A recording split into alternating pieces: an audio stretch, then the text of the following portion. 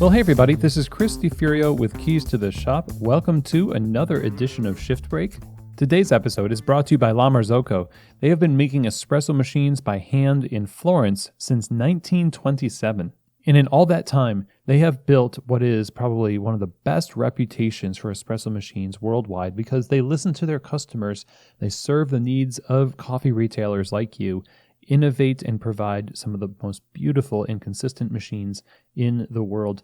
And one of the examples of those types of machines is the KB90 espresso machine that has straight-in locking portafilters that help with the ergonomics of your bar, so you're not using your wrist so much, which can be a very painful thing over time. There's also the built-in scales, which help you with the accuracy of your extractions, and then the auto flush function, which helps you with cleanliness and flow. And that's just one example of many examples of La Marzocco's ingenuity and care for the end user. They have lots of different espresso machines to fit any context that you're in, and La Marzocco is available to help you make the right decision for your coffee bar.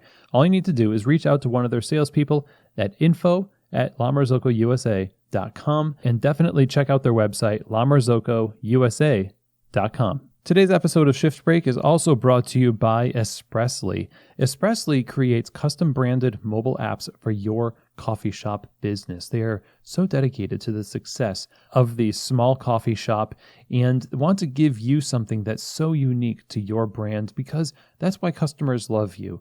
They experience the service, the hospitality, the atmosphere, all of that, and they're striving to marry the experience with the convenience of mobile ordering at Espressly. So it's a no-risk model. There's no setup or development fees. What you get is a drive-through payment scanner, receipt and label printing capabilities. Data is stored in the app, and it integrates with some of the world's best payment processing systems, including, of course, Square. So there's a lot to love here, and if you've ever thought about getting into the mobile ordering and apps for your business, then I think you definitely need to reach out and talk with the folks over at Espressly.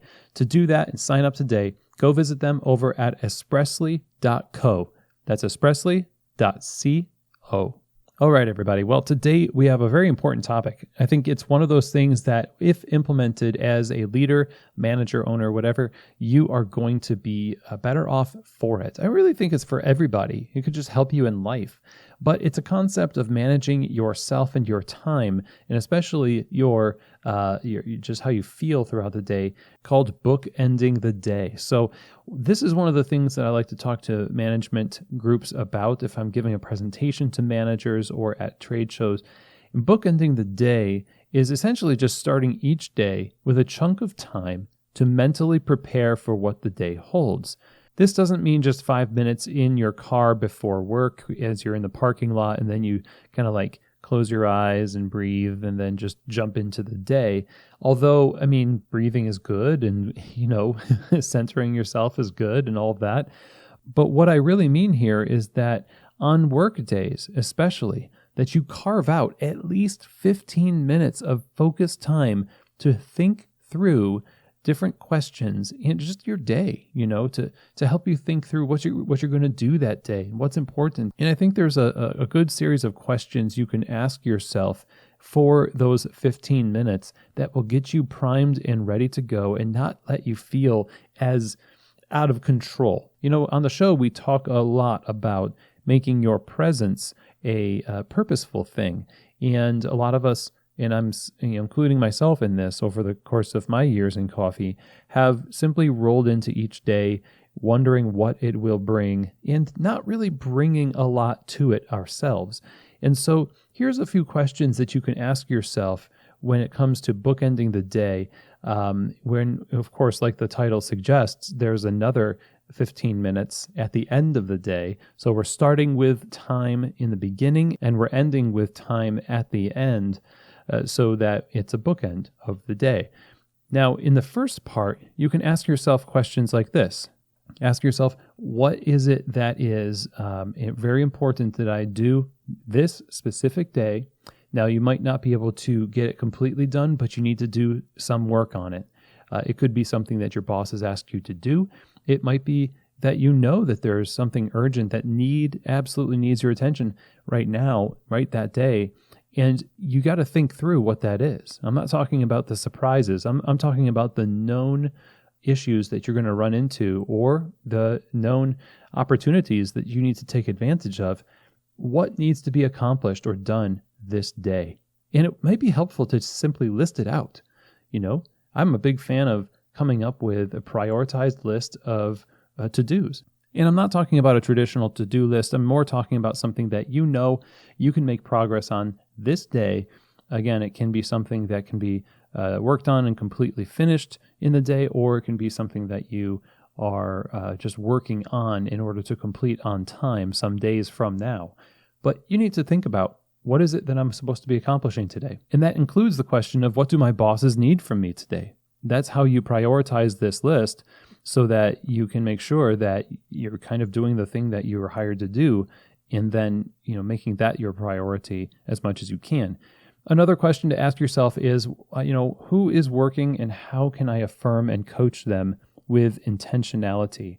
So you have access to the schedule. You know who these people are. You can remember their idiosyncrasies and likes and dislikes, and hopefully you've been a people-first leader. You've been paying attention. And you can go into the day knowing that there are certain things that you want to affirm in your staff and other things that you want to check in on that are very specific to them, that show you're not just kind of only addressing things that are going wrong, but you're checking in consistently and mindfully with intention. So when you walk in, do you know who's working that day? And how is it that you're going to show up specifically for this unique mix of people on Monday, Tuesday, and Wednesday? I think that's really important. Now, also, you need to think about, what do they need from me? Now, that folds into affirmation, that folds into direction. A lot of people might be a mix of both. So they need clarity, they need direction, they need some encouragement. And it's good to kind of dwell on that and come up with some answers. And of course, you have to follow through with this in order for it to work. Another thing you can ask yourself is, who do I want to be at work today? And I would advocate for the idea of thinking about just those areas in your life where you've wanted to see improvement, but you have been so busy, you just kind of show up as the person and the personality that you're used to being. All of us, I think, have certain aspects of who we are that we would like to give more airtime, even if it feels awkward to do it. Personally speaking, being vulnerable here, I wish I was more of a, joyful presence. I can be pretty serious and stoic looking, and I want to portray something different, because oftentimes I do feel that way, but I don't show it. And that's important for people to know, that you have that range, and you're not just kind of stuck into one mode that pushes people away, or, maybe keeps from them something that would be helpful. So you think about, yes, what do people need from you, but also how do you want to show up? And a good way to help yourself change certain aspects of how you show up is to really dwell on it and think about it, meditate on those things, and be mindful about how you carry yourself into the door and how you're speaking. And when you start focusing on these things, you'll start to notice that you give yourself permission to step into those behaviors a little bit more easily. And of course, this does not need to only be, again, for managers or leaders. This could be for anybody working in the cafe. Now, the final question you could ask yourself in this beginning part of the day is, what's my role, and how can my actions and presence further the success of the store and the people in it? So taking a servant leader position in your mind and think, what is my role? What is my purpose here? How can my actions create success and promote success amongst the people in the business? So once you've been through these questions, and you could have other things that you kind of think about during this time, now you can enter into your day energized, with more specific goals, and with clarity around what you're doing and who you're doing it for and why. Now, at the end of the day, this is where the other end of the bookend comes in. Ask yourself the question, how did I do today? You can write down these things in a journal, you can do voice recordings, or you can just start off by thinking about it. What good things happened, and what did I accomplish today? Think about specifics throughout the day. Work at remembering what happened. The reason why we don't mature as much as we could as people is because we don't really remember the things that we experienced, and we can't learn lessons from our experiences unless we work at remembering what they are. What good things happened that day, and what did I accomplish? How did I do? And now what do I need to work on or continue to do tomorrow? That is a great way to end the day. And then, hey, do your thing, start the next day the same way, and get in the habit of doing this. Even if it's for shorter than 15 minutes, if you need to start off small and it's not a complete 15 minutes, still give yourself a good, purposeful chunk of time at the beginning and the end of your day. There's a lot that goes on in the coffee shop that will cause stress, tiredness, and it's emotionally taxing for sure. But having these as institutions personally as you go forward in your career, I think will be very helpful in the long run. So I hope that today's episode was helpful for you. Thanks so much for listening, and I will see you here next week on another edition of Shift Break. From keys to the shop.